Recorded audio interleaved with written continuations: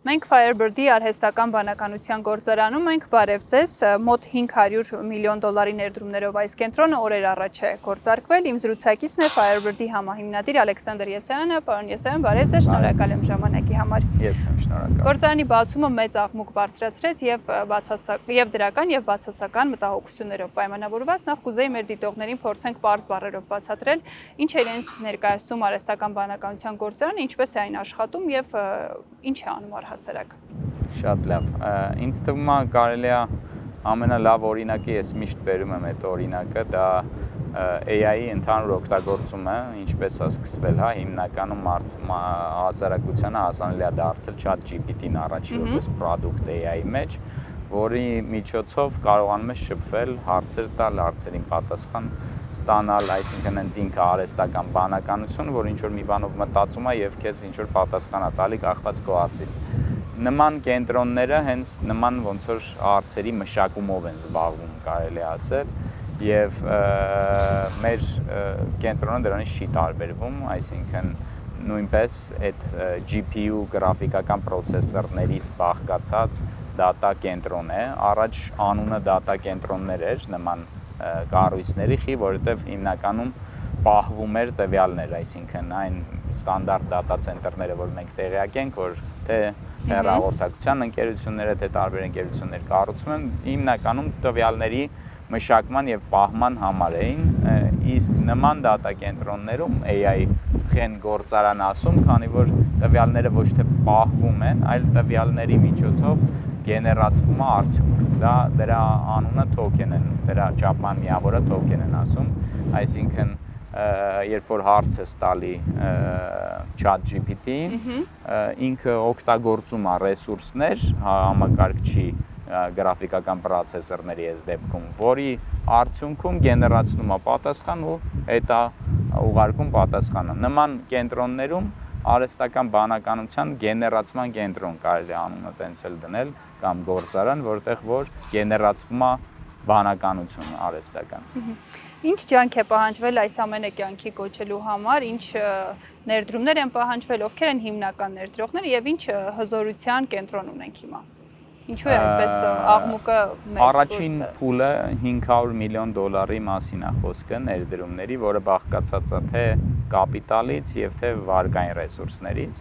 Ինչպես գիտեք, վարկային ռեսուրսները, քանի որ մեծ հետաքրքրություն կար նաեւ հայկական բանկերի կողմից, ներգրավել են հայկական բանկերից, իսկ ներդրումները հիմնականում կատարվել են մեր ներդրողների կողմից եւ մեր բաժնետերերի կողմից, որոնք որ հիմնականում Ամերիկա հայեր են կարելի ասել եւ մենք ենք ես ու ռազմիկն ենք որպես հիմնադիր ներդրող, ինչի արդյունքում կառուցել ենք այս առաջի փուլը, որը 500 միլիոնից է բաղկացած եւ իհարկե հիմա նաեւ արդեն սկսում ենք երկրորդ փուլի կառուցումը, հայտարարեցինք մեր բացմանը երկրորդ փուլի մասին եւ սկսում ենք նաեւ Ղազախստանում նման data կենտրոնի կառուցումը։ Այսինքն մենք ընդլայնվում ենք, կարելի ասել, մեր ռեգիոնում։ Հայաստանը շատ իհարկե դժվարություններ ունեցել ենք, հենց ընկերությունը ստեղծելուց կարող եք պատկերացնել, առաջինը ներդրումների ծավալն է բավականին մեծ, երկրորդը գեոգրաֆիկ լոկացիան ուներ շատ հարցեր, արդյոք սկսած քաղաքական հարցերից, արդյոք կարողանանք նման պրոցեսորների էքսպերտ լիցենզիա ստանալ, արտահանման լիցենզիա ԱՄՆ կառավարությունից, վերջացրած հենց կապուղիների հարցը, հոսանքի ստաբիլության հարցը, այսինքն մենք կարողացել ենք այս կարճ ժամանակում թե ներդրողներին, թե վարկային ռեսուրսներ տրամադրողներին, թե մեր հաճախորդներին ցույց տալ, որ այդ բոլոր հարցերի պատասխանները Հայաստանը ունի եւ կարելի ասել դա կատարել ենք շատ կարճ ժամկետում ու շատ էֆեկտիվ, որ կարողացել ենք նման կենտրոնը մեկ տարվա ընթացքում հայտարարությունից հետո իրականություն դարձնել։ Իսկ տեխնոլոգիական առումով ինչպիսի հզորության մասին է խոսքը, որպեսզի ավելի լավ 6144, չգիտեմ դա ինչքան ինֆորմացիա կտա մեր ունկնդրողներին, ոչ մասնագիտական, բայց քանակը 6144 P200 տեսակի NVIDIA-ի գրաֆիկական պրոցեսորներն են այստեղ տեղադրված, որի գումարային արժեքը մոտ 500 միլիոն դոլար է իսկ հոսանքի ծավալով օգտագործում է մոտ 18 մեգավատ հոսանք։ Հիմնական հոսանքը իր աշխատանքի համար է եւ հովացման համար է օգտագործվում։ NVIDIA-ի մասին խոսեցինք, դա ընկերություն է, որը ամեն պետության հետ չի համագործակցում, հատկապես Հայաստանի նման տեխնոլոգիապես ոչ այդքան զարգացած երկրների հետ չի համագործակցի։ Ինչպես ստացվեց այս գործարքը, սա ավելի շատ տնտեսական թե քաղաքական նախագիծ է վերջը։ Ես կասեի տնտեսական NVIDIA-ի տեսանկյունից, իհարկե, ինչպես նշեցի, քաղաքական էլեմենտը շատ կարևոր է, քանի որ նման չիպերը էքսպերտ լիցենզիայի կարիք ունեն, արտահանման լիցենզիայի, եւ քաղաքական մասը չի կարելի անտեսել, իսկ տնտեսական մասը առաջնայինն էր եւ ունենալով նաեւ մեր հայ գործընկերոջ Revin Lebaritsyan, ով NVIDIA ընկերության փոխնախագահն է, NVIDIA-ն բացել էր Հայաստանում իրենց գրասենյակը եւ բավականին մեծ թվով աշխատակիցներ տեղափոխել էր նաեւ Ռուսաստանից Հայաստան ու արդեն Հայաստանը ոնց որ NVIDIA-ի քարտեզում կար որպես երկիր, նաեւ Revy շնորհիվ Jensen Huang-ը, ինչպես գիտեք, Հայաստան այցելեց, դրանից առաջ վարչապետ Նիկոլ Փաշինյանն էր այցելել եւ առաջին վարչապետն էր, որ ընդհանուր այցելել էր NVIDIA ընկերություն 2019 թվականին դեռ, քանի NVIDIA-ն նման մեծության ընկերություն չէր, իհարկե հայտնի ընկերություն էր, բայց ոչ այնքան ինչքան որ այսօր աշխարհում կապիտալիզացիայով համար մեկ ընկերությունն է, 5 տրիլիոնից ավել է իր կապիտալիզացիան եւ կարծում եմ այս բոլոր էլեմենտները ամեն մեկը իր դերը ունեցել են, որպեսզի եւ մենք էլ կարողացել ենք ճիշտ բիզնես առաջարկ ներկայացնել, որտեղ որ նաև NVIDIA-ի հետաքրքրությունը կարողացել են գրավել այդ տեսքով։ Բարոն Եսյան, ներդրումների թեման ամփոփելով, որքանով կարող ենք սա համարել մաքուր օտարերկրյա ներդրում, հաշվի առնելով, որ ֆինանսական միջոցների մեծ մասը, որոնք ներգրաված են, հիմնականում հայկական բանկերից են եւ կենսաթոշակային հիմնադրամներ։ Ամբողջ ծրագիրը կարող ենք դիտարկել որպես օտարերկրյա ներդրում, որովհետեւ ներդրում բառը դա կապիտալի մասին է, իսկ կապիտալը ամբողջությամբ արտասահմանյան է, իսկ վարկը, ձեր ասած միջոցները, որ լոկալ բանկերն են տրամադրում, դա վարկի տեսքով է, ոչ թե կապիտալի, եւ վարկի տեսքով դա էլ ավելի ձեռնտու է մեր երկրին, քանի որ այդ վարկերը նույնպես մարվելու է արտասահմանյան կապիտալի շնորհիվ եւ բացի նրանից, որ $500 միլիոն է երկիր գալու, նաեւ գալու է այդ հավելյալ տոկոսագումարները, որոնք որ նաեւ մեր վարկերը, բանկերը եւ կենսաթոշակայիններն են աշխատելու, այսինքն ընդհանուր ծավալը ավելի է լինելու, քան 500 միլիոնը, քանի որ մեր հաճախորդների 95%-ը կամ 97%-ը արտասահմանից են, հիմնականում ամերիկյան եւ եվրոպական ընկերություններ են, ովքեր որ այդ ծավալի գումարներ եւ դրանից ավել վճարելու են որպես ծառայությունների մատուցման համար, ինչի հաշվին նաեւ փակվելու է վարկերը բանկերի եւ կենսաթոշակայինների։ Այսինքն ընդհանուր ծավալը ավել է լինելու, քան 500 միլիոն։ Հիմնական սպառողները ովքեր են լինելու, ոնց է բաշխվելու այս զորությունը։ Սպառողները դա կան անուններ, Perplexity ընկերությունը մենք հայտարարեցինք որպես մեր առաջի հաճախորդ, այս պահին մենակ իրանցից ունենք թույլտվություն հայտարարելու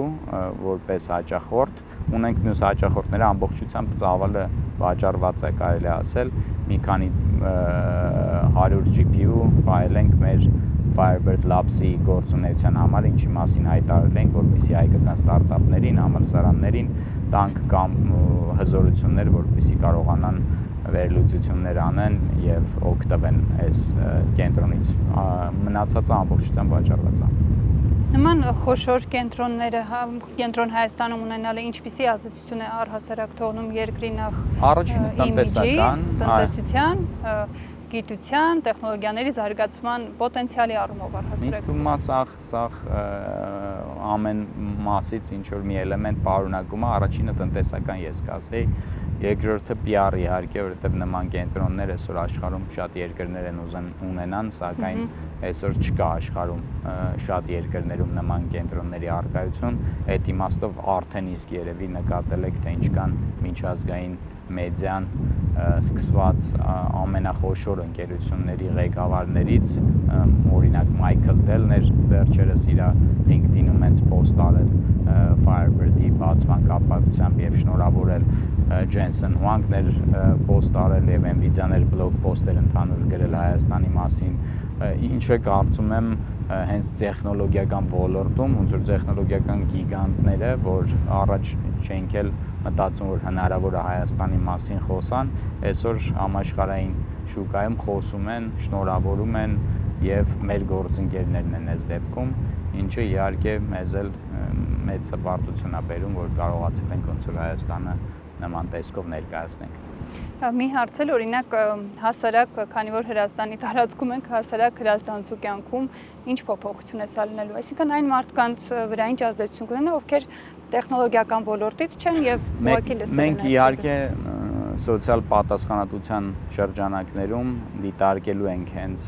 առաջին այն հիմնական ուղղությունը կրթությունն ենք վերցրել, որպեսզի կարողանանք ծրագրեր իրականացնել ընդհանուր թե Հայաստանում եւ իհարկե թե Հրազդանում։ Հրազդանի քաղաքապետը մեզ շատ աջակցեց այս ընթացքում բոլոր հարցերում եւ մենք էլ լինելու ենք համայնքի կողքին իհարկե, թե կրթական ծրագրերով, թե այլ ծրագրերով, որ հենց հիմա ակտիվ քննարկումների փուլում ենք, ինչով կարող ենք մենք նույնպես Հրազդանին աջակցել։ Հրազդանը Սովետ միության ժամանակ եղել է արտադրության կենտրոն, այստեղ շատ զարգացած եղել թե էներգետիկան, Հայաստանի էներգետիկ արտադրության գրեթե կեսը կամ 40%-ը Հրազդանում է տեղի ունեցել։ Այս պահին Հայաստանում ընդհանուր էներգետիկ արտադրությունը եւ սպառումը գրեթե 1.3 գիգավատ է, 80-ականների վերջին եղել է 3.6 գիգավատ հզորություն Հայաստանում, այսինքն մոտ 3 անգամ շատ, որից գրեթե կեսը եղել է հենց Հրազդանում արտադրությունը։ Ինչը իհարկե մեծ պոտենցիալ է մեր համար էներգետիկ տեսանկյունից եւ կարծում ենք թե կրթության եւ թե աշխատանքի աշխատատեղերի իմաստով մենք նույնպես կունենանք մեծ ազդեցություն հենց մեկը Հրազդանում եւ Հրազդանից դուրս նույնպես։ Մտահոգությունների մասին էլ խոսենք, թերևս ամենակնարկվածից սկսենք հովացման համակարգը, ինչպես է աշխատում այդ համակարգը եւ ջուր սպառում է թե ոչ։ Շատ լավ հարց եք բարձրացնում, մենք հիմա ստեղ ենք գտնվում, դուք ինքներդ կարող եք տեսնել, որ ստեղ մենք չունենք ջրի անգամ խողովակ, էկող խողովակ, որպեսզի կարողանանք ջուր սպառենք։ Ստեղ այս պահին մենք անգամ խմելու ջուրը դեռ մինչև վերջ չեն միացրել, որ մեր օգտագործման համար մենք ջուր ենք հիմա բերում, որպեսզի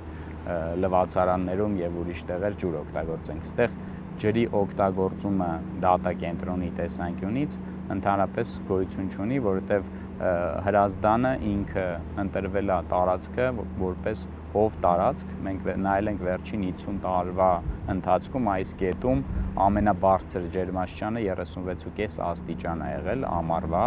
հիմա օգոստոսի մեջտեղն ենք, նստած ենք այստեղ եւ շոկ չի, ինչպես տեսնում եք, ու այս կլիման մեզ ոնց որ հնարավորություն է տալի հովացման վրա հավելյալ որևիցե միջոց չօգտագործենք, բացի հոսանքի օգտագործումից։ Այն բոլոր բողոքները, որ ԱՄՆ-ում կան, տարբեր երկրներում կան, հիմնականում այն տեղերում են, որտեղ շատ բարձր է ջերմաստիճանը, 45-46 աստիճան է մինչև բարձրանում, իսկ նման ջերմաստիճանային գոտում, երբ որ ունես դատա կենտրոն, դու ստիպված օգտագործում ես հավելյալ ջրային ռեսուրսներ, որպեսզի հովացնես, ինչը Հրազդանի դեպքում ուղղակի չկա, դրա կարիքը անգամ չկա, ոչ թե չենք ուզում կամ կարիքը չունենք անգամ օգտագործելու։ Դրա համար հենց հարցերից մեկը Հրազդան ընտրելու այն ա եղել, որ կառուցենք այնպիսի կենտրոն, որ մեր էկոլոգիային ընդհանրապես վնաս չհասցնենք, դա մեր համար նույնպես որպես հայ շատ կարևոր էր։ Երկրորդը կառուցենք բնակավայրից հեռու, որպեսզի որևիցե աղմուկ չառաջացնենք եւ չխանգարենք բնակիչներին, եւ այս հատվածը ընտրվել է հենց այդ դրանք հաշվի առնելով։ Միջազգային փորձը հաշվի առնելով նմանատիպ կենտրոնների բնապահպանական ինչ խնդիրներ սովորաբար կարող են առաջացնել եւ արդյոք դա մեզ չի սպառնում այստեղ։ Դե առաջին հենց բնապահպանական ռեսուրսների օգտագործումն է, որը որ մեր դեպքում ուղղակի չկա, այսինքն որևիցե ռեսուրս չենք օգտագործում բացի էներգիայից։ Էներգիան էլ այսօր Հայաստանը այս առաջի փուլը 18 մեգավատը որ կառուցել ենք, Հայաստանը ունի ավելի շատ ավելցուկ էներգիայի արտադրության, այսինքն հակառակը մենք այդ խնդիրն ենք լուծում եւ էկոլոգիայի առումով իհարկե մեր համար էլ առաջնային է այդ բոլոր հարցերը եւ շատ մանրամասն նայել ենք եւ կարծում եմ այդտեղ որևիցե մեկի մոտ ու որևիցե հարց պետք է չառաջանա հենց մեր էկոլոգիական իմաստով պատասխանատվության տեսանկյունից։ Եվ զրույցը ամփոփենք ապագայի պլանների մասին մի փոքր խոսելով, որքանով է ընդարձակվելու այս նախագիծը, ինչ պլաններ ունեք, խոսվում է մինչև 4 միլիարդ դոլարի ներդրման մասին եւ ծավալն էլ արդեն հզորության 400 մեգավատի հասցնելու, այս դեպքում նախ էլի ինչպես է կարգավորվելու, եթե իրականացվի այս ամեն ինչը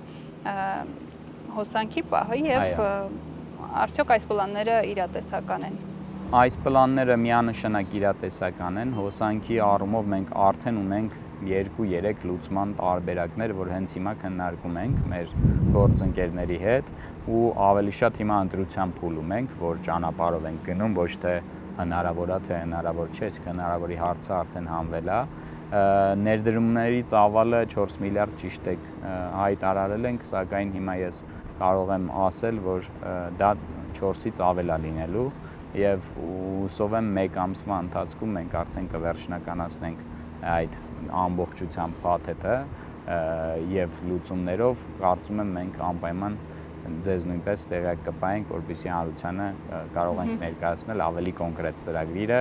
ավելի կոնկրետ չափերը, ժամկետները, բայց նախնական կարող եմ ասել, որ մեր նպատակն է եկող տարի այս ժամանակ գործարկել երկրորդ փուլը